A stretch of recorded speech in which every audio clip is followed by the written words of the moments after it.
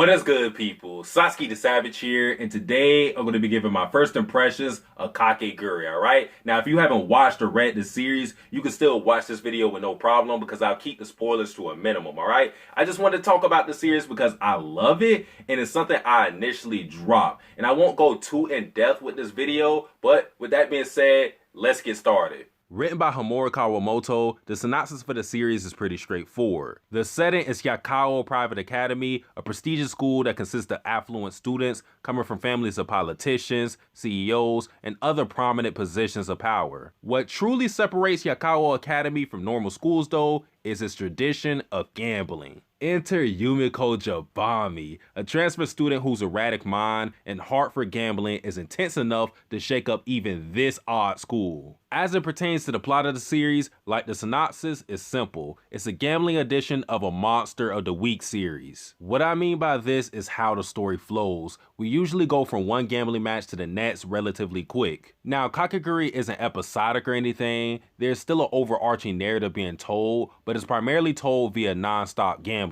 The pros to this structure is that we are introduced to a wide variety of games. From ESP to Indian poker to vote, rock, paper, scissors, the gambling games are plentiful and they are explained thoroughly enough for you to try at home. Just don't bet your limbs on human rights, unless you're into that. The pacing also benefits from the style of rapid gambling. I never felt at any point that the story started to stall and get stale. As for the cons, there's a lack of down moments for character development. This isn't to say that characters don't develop, but when we're playing games every chapter, there only gives so much room to have characters grow as individuals, past just honing their gambling skills. It's tantamount to a battle shonen series having nothing but non-stop fights. I think you need moments and sometimes multiple chapters to take a break from constant action. Keeping your foot on the gas 24/7 can be counterproductive at times. There are rare moments where characters just have casual conversation or thoughts outside of gambling, which limits the potential of characters to some degree. It's just gambling all day. I joked about this before, but in this school, I have yet to see students learn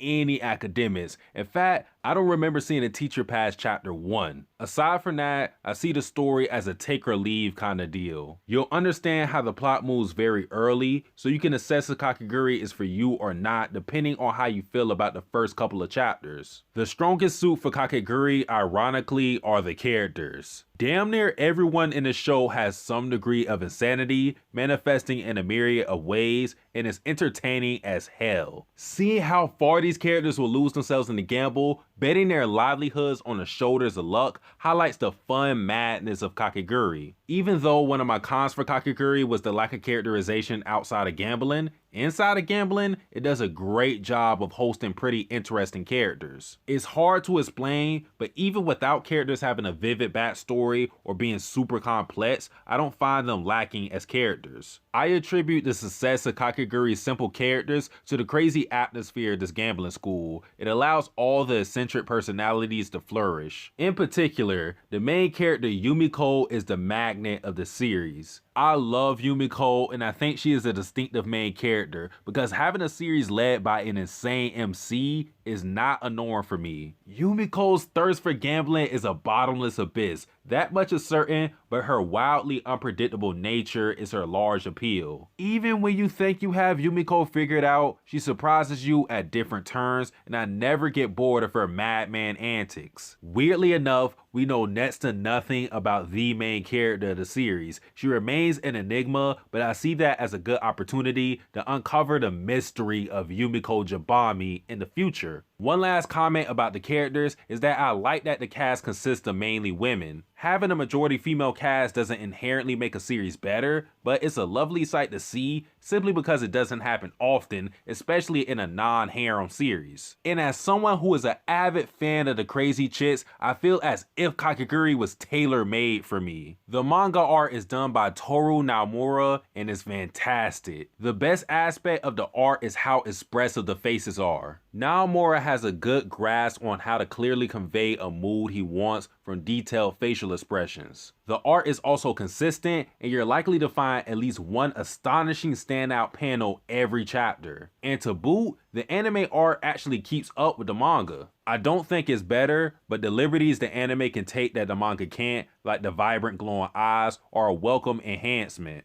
Now, when making a choice between reading a manga or watching an anime, personally, I would check out both. Overall, I think the manga is a better product, but the anime does a great job with select scenes, even outdoing the manga in some cases. In addition, the soundtrack for Kakegurui actually slaps. The bad part about the anime though is that it takes a weird direction and deviates from the manga towards the end of it, but thankfully, it leaves room to still get back on track. I also personally don't like how the anime makes the already exaggerated facial expressions even more over the top. In the manga, those faces come off as lively. In the anime, it comes off as plain goofy. Ideally, I recommend that you read the manga first to experience the story as it was intended to be told, then come back to the anime, even if it's just to see certain moments in animation.